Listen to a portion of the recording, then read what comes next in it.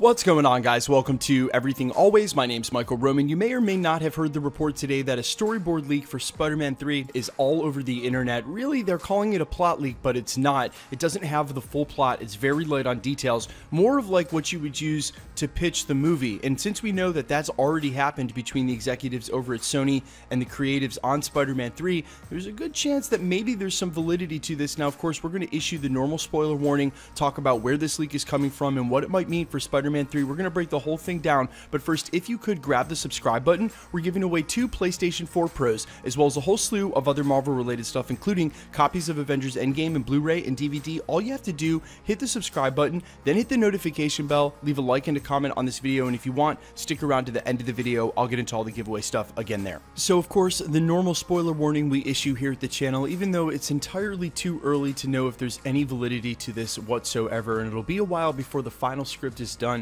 they start actually casting some of these characters. If you don't want anything ruined for you, which begs the question as to why you clicked on this video in the first place, go ahead and back out now. Also, the normal, take this with a grain of salt. We always say that about every plot leak, even those which come out close to the films after people have started seeing pre-screenings. If you're the type of person who's susceptible to expectations, or this is going to ruin it in any way, if you're going to buy into what they say, maybe this isn't the video for you. The reason that I bring that last part up about taking this with a grain of salt, but perhaps having some validity, as I said in the prologue, was the leaker that's associated with this quote-unquote plot leak, Mikey Sutton, has started to get a track record here more recently of being right. Look, I don't expect you guys to keep up with every little leaker that's out there for the Marvel Cinematic Universe. That's actually my job, but I'll tell you, I'm starting to treat Mikey Sutton and his leaks with a little more reverence than the rest because of what he was right about here recently. Now, enough about that. Let's get into what he has to say specifically about Spider-Man 3. In his most recent post posted yesterday under the title, Spider-Man 3 set to be the darkest film in the Homecoming trilogy, he went on to say this: "Now that the dispute between Sony and Disney over Spider-Man in the MCU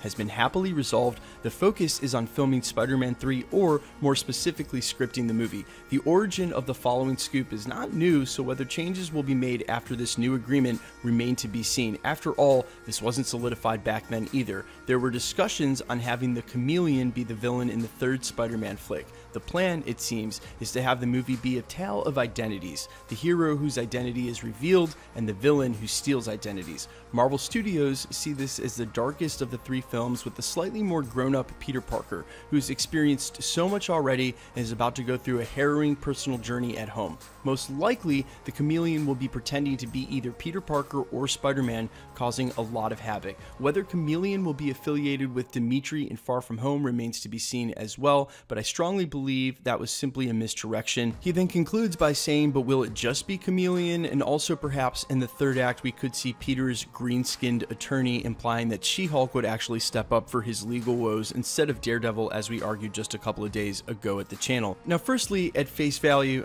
you guys see what I did there, a little Chameleon Spider-Man humor. It does seem like this is plausible where they've been going with the Spider-Man trilogy up till now, but there's 2 things I want to unpack specifically that I'm not sure that I buy into, and the first of which is that this could be the darkest installment in the Spider-Man trilogy. Now guys, correct me if I'm wrong, but didn't we just come out of a super dark era in the end of the Infinity Saga? Starting with the end of Infinity War, or really rather that entire movie, it's hard to deny that might not have been the existential low point of the Marvel Cinematic Universe, and even with our victory in Avengers Endgame, we still lost Tony Stark, which made Spider-Man Far From Home a very dark movie, having to fill the role of leadership, being thrust into this position without his mentor, his father figure, dare we say his Uncle Ben. It seems like putting another movie on top of that could be the darkest installment just seems like more of the same, when they should be turning this all around and he should be coming into his own. And that leads me right into my second critique of this whole thing,